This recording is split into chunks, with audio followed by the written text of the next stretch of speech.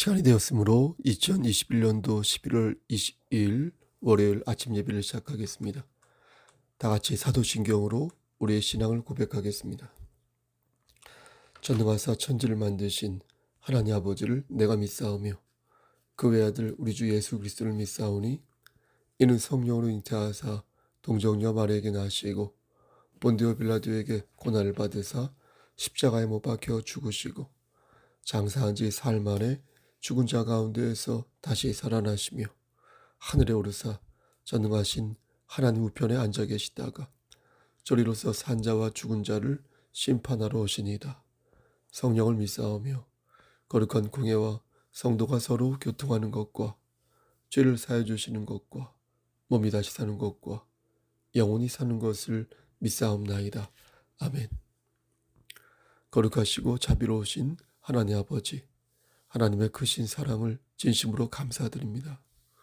우리와 늘 동행하셔서 우리를 눈동자처럼 지켜주시고 환난과 고통 속에서 다시 우리를 일으켜 세워주심을 진심으로 감사드립니다. 우리에게 영원한 생명을 허락하시고 말씀 안에서 열매 맺는 삶을 살 수 있도록 도와주시는 은혜 진심으로 감사드립니다.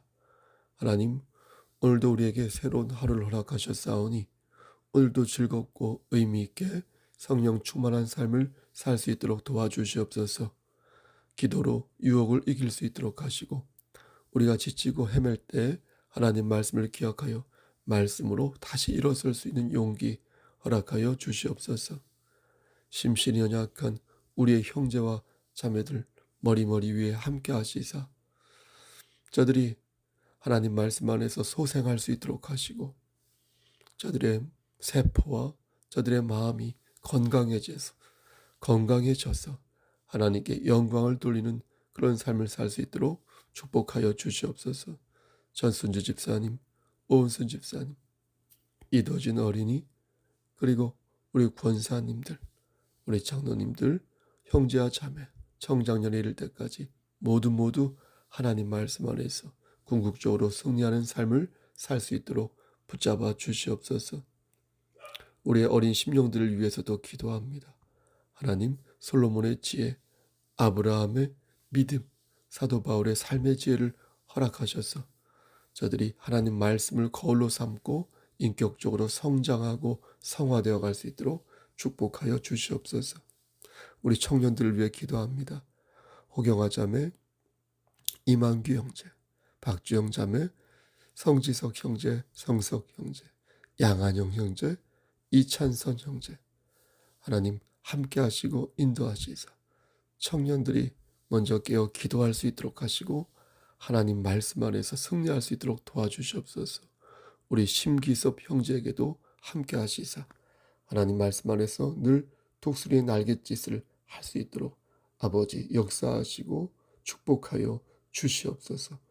오직 하나님께서 함께 하실 때에 승리할 줄 믿사오니 첫째도 둘째도 셋째도 하나님 말씀을 붙잡고 일어서는 우리 청년들 될 수 있도록 함께하여 주시옵소서. 하나님, 모든 말씀 예수 그리스도인 받들어 감사하며 기도드렸사옵나이다. 아멘. 오늘 말씀은 고린도전서 11장 17절에서 34절 말씀입니다. 고린도전서 11장 17절에서 34절입니다. 제 성경으로 277쪽입니다. 신약성경 봉독하겠습니다. 내가 명하는 이 일에 너희를 칭찬하지 아니하나니 이는 너희의 모임이 유익이 못되고 도리어 해로움이라. 먼저 너희가 교회에 모일 때에 너희 중에 분쟁이 있다함을 듣고 어느 정도 믿거니와 너희 중에 파당이 있어야 너희 중에 옳다 인정함을 받은 자들이 나타나게 되리라. 그런즉 너희가 함께 모여서 주의 만찬을 먹을 수 없으니 이는 먹을 때에 각각 자기의 만찬을 먼저 갖다 먹으므로 어떤 사람은 시장하고 어떤 사람은 취함이라. 너희가 먹고 마실 집이 없느냐? 너희가 하나님의 교회를 업신여기고 빈궁한 자들을 부끄럽게 하느냐? 내가 너희에게 무슨 말을 하랴? 너희를 칭찬하랴? 이것으로 칭찬하지 않노라. 내가 너희에게 전한 것은 주께 받은 것이니 곧 주 예수께서 잡히시던 밤에 떡을 가지사 축사하시고 떼어 이르시되 이것은 너희를 위하는 내 몸이니 이것을 행하여 나를 기념하라 하시고 식후에 또한 그와 같이 잔을 가지시고 이르시되 이 잔은 내 피로 세운 새 언약이니 이것을 행하여 마실 때마다 나를 기념하라 하셨으니 너희가 이 떡을 먹으며 이 잔을 마실 때마다 주의 죽으심을 그가 오실 때까지 전하는 것이니라. 그러므로 누구든지 주의 떡이나 잔을 합당하지 않게 먹고 마시는 자는 주의 몸과 피에 대하여 죄를 짓는 것이니라. 사람이 자기를 살피고 그 후에야 이 떡을 먹고 이 잔을 마실지니 주의 몸을 분별하지 못하고 먹고 마시는 자는 자기의 죄를 먹고 마시는 것이니라. 그러므로 너희 중에 약한 자와 병든 자가 많고 잠자는 자도 적지 아니하니 우리가 우리를 살폈으면 판단을 받지 아니하려니와 우리가 판단을 받는 것은 주께 징계를 받는 것이니 이는 우리로 세상과 함께 정죄함을 받지 않게 하려 하심이라. 그런즉 내 형제들아 먹으러 모일 때에 서로 기다리라. 34절 만일 누구든지 시장하거든 집에서 먹을지니 이는 너희의 모임이 판단받는 모임이 되지 않게 하려 함이라. 그 밖의 일들은 내가 언제든지 갈 때에 바로 잡으리라. 아멘. 하나님 이 말씀을 들어 사용하여 주시옵소서. 예수 그리스도인 받들어 감사하며 기도드렸사옵나이다. 아멘. 우린 여전히 죄의 그늘에 있어서 주님을 영접한 이후에도 이전의 습관을 버리지 못할 때가 많습니다. 그렇죠? 그 중에 하나가 편을 가른다는 것인데 누구는 좋고 누구는 싫다고 말하면서 갈등을 부추기는 것입니다. 목사는 분단과 분쟁이 일어나지 않도록 사전에 말씀으로 훈육해야 하지만 그걸 잘하지 못하여 결국 사단이 일어날 때가 있습니다. 이런 경우 엄하게 경고하거나 아주 심할 경우 치리를 하기도 합니다. 오늘 본문을 보면 고린도 교회를 엄하게 꾸짖는 사도 바울의 모습이 보입니다. 2절 말씀을 보면 바울이 교회의 전통과 관습을 열심히 지키고 있는 고린도 교인들을 칭찬하면서 그와 대조하여 17절 말씀에 단호하게 고린도 교인의 잘못을 책망하는 것입니다. 고린도 교인들은 성만찬을 할 때 큰 잘못을 저질렀는데 그들은 성만찬의 의미를 제대로 파악하지 못하고 성만찬의 예식을 잘못 드리고 있었습니다. 성만찬은 주 예수 그리스도의 은혜를 함께 나누는 것 아니겠습니까? 그리고 그 은혜 속에서 지체들끼리 화합하는 데 의의가 있습니다. 그러니까 주의 은혜를 나누는 것이 주된 목적인데 저들은 은혜를 나누기보다 먹고 마시는 일에만 급급하였던 것입니다. 고린도 교인들은 이로써 성만찬을 빌미로 분쟁과 분당을 벌였고 마음으로 서로를 질타하고 시기하면서 겉으로는 아무 일도 없는 척 위선을 떨었습니다. 바울은 그런 위선을 지적하면서 너희가 그런 마음으로 성만찬을 드리는 것은 주님을 기념하고 은혜를 나누는 모습이 아니다. 이렇게 말했습니다. 갈라디아서 6장 7절 말씀에 스스로 속이지 말라. 하나님은 만홀히 여김을 받지 아니하시나니 사람이 무엇으로 심든지 그대로 거두리라. 라는 말씀과 야고보서 1장 22절 말씀에 너희는 도를 행하는 자가 되고 듣기만 하여 자신을 속이는 자가 되지 말라. 라는 말씀이 그들에게 필요한 말씀이었습니다. 그들은 성만찬을 드리기 전에 형제와 화해하고 시기와 반목을 중단해야 했습니다. 분단과 분쟁을 촉발한 잘못을 주님 앞에 회개하고 예배에 동참해야 했는데 회개의 과정 없이 주님을 기념하라 했으니 그것은 자신의 죄악을 감추고 거짓으로 예배를 드리는 결과를 낳은 것입니다. 당시 고린도 교인들은 성만찬을 하면서 여러분 애찬식을 겸하였습니다. 우리는 성찬식을 할 때 보통 떡과 포도주 한 잔만 먹지 않습니까? 코로나로 인하여서 우리가 아주 오랫동안 못하고 있는데 이번 추수감사주일 때 계획을 가지고 있는데 장로님과 상의하여서 결정하겠습니다. 어쨌든 당시 초대교회에서는 성만찬식을 성찬식을 한 후에 아주 거나하고 풍족하게 애찬식을 가졌습니다. 사람들은 이 애찬식을 위해서 각자 음식들을 풍족하게 가지고 왔는데 그 이유는 음식을 가져오기 힘들었던 노예 및 가난한 자들을 위해서였습니다. 이렇게 모든 사람들이 참여하여 공동의 식사를 곁들이며 주님의 사랑을 나누었습니다. 근데 문제는 거기에서 위선의 싹이 움트기 시작했다는 겁니다. 겉으로는 미소를 지으며 화목한 척하고 먹고 마셨지만 속으로는 어때요? 분당이 되고 막 분열이 되어서 그 약자를 무시하고 그를 멸시하는 그런 일들이 빈번해지기 시작한 것입니다. 사실요, 여러분 아시죠? 아무리 이게 포장하고 감추려고 해도요, 그가 나를 좋아하는지 안 좋아하는지 사실 수일이 지나면 어린아이들도 알 수 있지 않습니까? 이 사람이 나에게 호감이 있는지, 아니면 나를 무시하고 별로 안 좋게 생각하는지, 귀찮게 생각하는지, 눈치로 대강 안다는 것입니다. 당시 고린도 교회에서는 부자와 가난한 사람이 함께 식사를 했어요. 하지만 그들의 속마음은 멸시로 가득 차 있었기에 밥만 같이 먹었지 부자는 가난한 자들을 폄훼하고 무시하였습니다. 또 자유인과 노예가 함께 식사했습니다.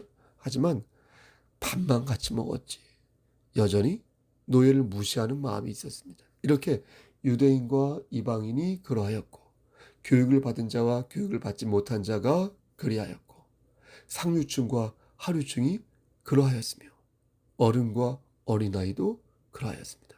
결국 그들은 본색을 드러냈습니다. 처음에는 같이 밥을 먹기라도 하였는데 시간이 지나면서 아예 등을 돌리고 밥을 먹기 시작했습니다. 네? 그러더니 부자는 부자끼리 먹고 상류층은 상류층끼리만 먹고 어른은 어른끼리만 먹고 자유인은 자유인끼리만 먹기 시작했습니다. 분단과 분열은 가속화되었으며 결국 음식을 가져올 수 없는 자들은 애찬식에서 제외되기 시작했습니다. 여러분 얼굴이 화끈거리지 않습니까?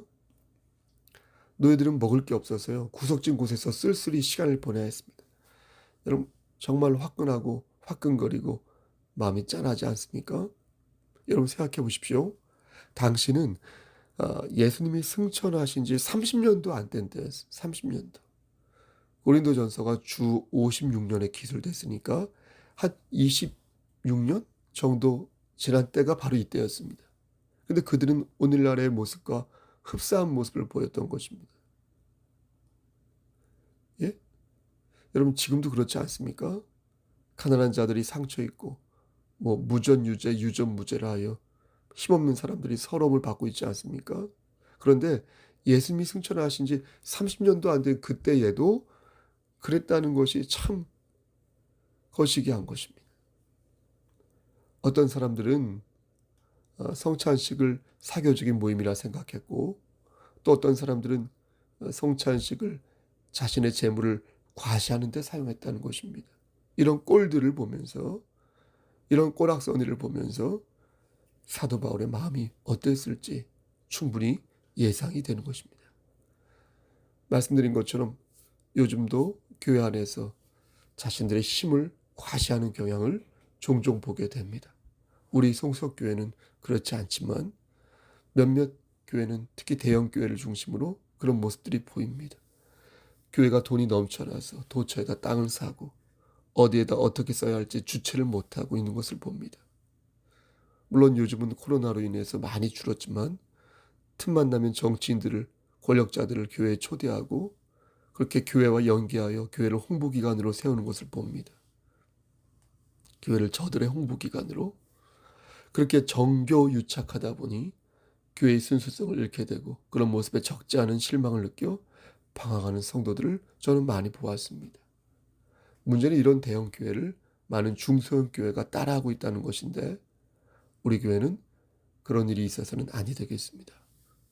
교회는요, 계급장을 떼고 순수한 마음으로 하나님께 예배를 드리는 곳입니다.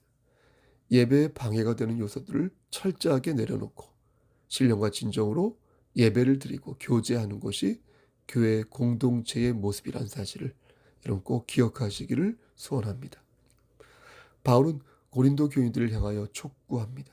22절 말씀에 너희가 먹고 마실 집이 없느냐? 너희가 하나님의 교회를 업신여기고 빈궁한 자들을 부끄럽게 하느냐? 내가 너희에게 무슨 말을 하랴? 너희를 칭찬하랴? 이것으로 칭찬하지 않느라.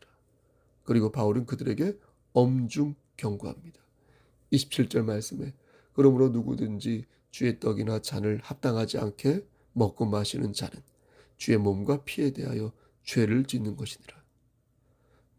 여러분, 다시 말씀드리지만 교회는 어떤 곳입니까? 교회는 죄를 씻으러 오는 곳이에요. 예? 교회는 죄를 씻으러 오는 것이지 죄를 지으러 오는 것이 아닙니다. 우리가 목욕탕에 몸을 씻으러 가지, 몸을 더럽히러 가지 않지 않습니까? 교회는 죄를 씻으러 오는 것이라, 죄를 지으러 오는 것이 아니라, 우리는 주의 보혈로서 죄 씻음을 받은 사람들이, 그러면 이 깨끗해진 마음을 그대로 유지하기 위해서 노력해야 하지 않겠습니까? 물론 그 뒤에 다시 죄를 지을 수 있습니다. 저 역시 마찬가지. 그렇다면 우리는 어떻게 해야 되겠습니까? 그 죄를 회개하는 데 집중해야 하지 않겠습니까? 그것은 교회가 해야 할 당연한 행동이며 은혜 받은 자가 해야 하는 기독교적인 신앙적 상식에 해당합니다. 새 옷을 입은 사람이 옷이 더러워지면 부산을 떨면서 더러운 것을 지우기 위해 노력해야 하는데, 그러지 않고 자신의 몸에 진흙을 덕지덕지 마냥 바른다면 하나님 보시기에 여러분 그것처럼 황당하고 어리석은 행동이 어디 있겠습니까? 고린도 교인들은 은혜를 받은 자로서 새 옷을 잘 간수해야 했습니다. 그 옷이 더러워지지 않도록 애쓰고 설령 더러워졌다면 다시 주님께 은혜를 구하여 죄사함을 받아야 했습니다. 하지만 그들은 그렇게 하지 않았습니다. 죄 짓는 것을 응당 당연한 것이라 여겼고 자신의 죄를 고백하지 않고 성만찬에 참여하는 잘못을 범하고 말았습니다. 그들이 이렇게 행동했다는 것은 두 가지 차원에서 생각해 볼 문제가 있습니다. 하나는 그들이 죄에 대해 무지했다는 것이고, 또 하나는 그들이 죄에 대해 매우 뻔뻔했다는 것이에요. 하나는 무지했다는 것, 하나는 뻔뻔했다는 것. 물건을 훔치는 것이 죄인 줄 몰랐다고 한다면 그것은 무지한 것이고, 물건을 훔치는 것이 나쁜 일인 줄 알았음에도 계속 물건을 훔치면 뻔뻔하고 강팍한 거죠. 근데 지금 고린도 교회는 그 무지함과 뻔뻔함으로 분열과 분당을 책동한 상태에서 성만찬에 참여하고 있는 것입니다. 참여하였던 것입니다. 그리고 바울은 그 모습을 지금 책망하고 있는 것입니다. 사랑하는 송석교회 성도 여러분, 우리 역시 마찬가지가 아닐까요? 분별치 못하면 하나님께 징벌을 받을 수 있습니다. 주의 만찬을 남용하면 하나님의 징계로 말미암아 질병과 죽음에 이를 수 있습니다. 하나님께서 그들에게 징계를 내리시는 이유는 그들로 인하여 다른 사람이 상처를 받을까 걱정해서입니다. 사도 바울은 이 부분을 분명하게 명시합니다. 29절 이하의 말씀에 주의 몸을 분별하지 못하고 먹고 마시는 자는 자기의 죄를 먹고 마시는 것이니라. 그러므로 너희 중에 약한 자와 병든 자가 많고 잠자는 자도 적지 아니하니 우리가 우리를 살폈으면 판단을 받지 아니하려니와. 하나님께서 그들을 징계하시는 이유는 그들로 인하여 상처를 받게 될 약한 자를 살리기 위해서라는 것입니다. 하나님께서는 무엇보다도 우리를 잘 아십니다. 이 사람이 회개를 하고 다시 돌아올 사람인가, 아니면 회개할 가능성이 없을 정도로 깊은 죄에 빠져서 탐닉하고 있는 사람인가, 회개하여 다시 돌아올 가능성이 없을 정도로 죄에 깊이 빠진 사람이라면 그를 징계하사 그를 끊어버리시고 대신 그로 인하여 상처받은 많은 가련한 사람들을 도우시지만, 진심으로 회개할 사람은 그를 다시 세워서 주의 길로 이끄시는 것입니다. 여러분, 누구나 다시 죄를 지을 수 있습니다. 누구나 형제를 시험에 들게 할 수 있습니다. 하지만 지혜로운 사람은 다시 회개하여 주님 앞에 돌아온다. 그러나 지혜롭지 않은 사람은 어떻습니까? 죄의 늪에 빠져서 영영 헤어나오지 못하는 것입니다. 말씀 마칩니다. 사랑하는 우리 송석교회 성도 여러분, 우리 경천노회 목사님들, 부디 지혜로운 자 되어서 주의 만찬과 예배에 전심으로 참여하시기를 소원합니다. 교회라는 공동체가 과연 무엇을 하는 곳인지 깊이 묵상하여 예배 안에서 하나님의 임재하심을 경험하시기를 소원합니다. 저도 그렇게 살도록 노력하겠습니다. 하나님의 자비와 용서가 여러분과 여러분의 가정 위에 함께 하시기를 우리를 죄에서 구속하여 주신 주 예수 그리스도를 받들어 간절히 축원합니다. 아멘. 이제는 우리를 죄에서 구속하여 주신 우리 구주 예수 그리스도의 은혜와 아버지 하나님의 만극하신 그 사랑하심과 성령 하나님의 교통하시고 인도하시는 모든 역사하심이 하나님 말씀 안에서 지혜롭게 하나님 말씀을 붙잡고 죄의 늪에 빠져서 헤어나오지 못하는 삶이 아니라 다시 회개하여 주님 앞에 돌아와 서서 바르게 말씀 안에서 살기를 소원하는 여기 모인 성도와 그들의 가정과 이 제단과 이 나라 위에 하나님의 사랑하심이 세 세트로 함께 계실지어다. 아멘. 예배를 마쳤습니다. 여러분 무슨 일 있으면 연락 주시고요. 돌아오는 주일은 추수감사 주일로 드립니다. 여러분 기도하면서 감사한 마음으로 준비하시길 바랍니다. 함께 기도할 수 있는 중보기도가 있다면 언제든지 저의 개인 카톡이나 문자로 이메일로 보내주시면 감사하겠습니다. 여러분 오늘도 힘찬 하루 되십시오. 샬롬.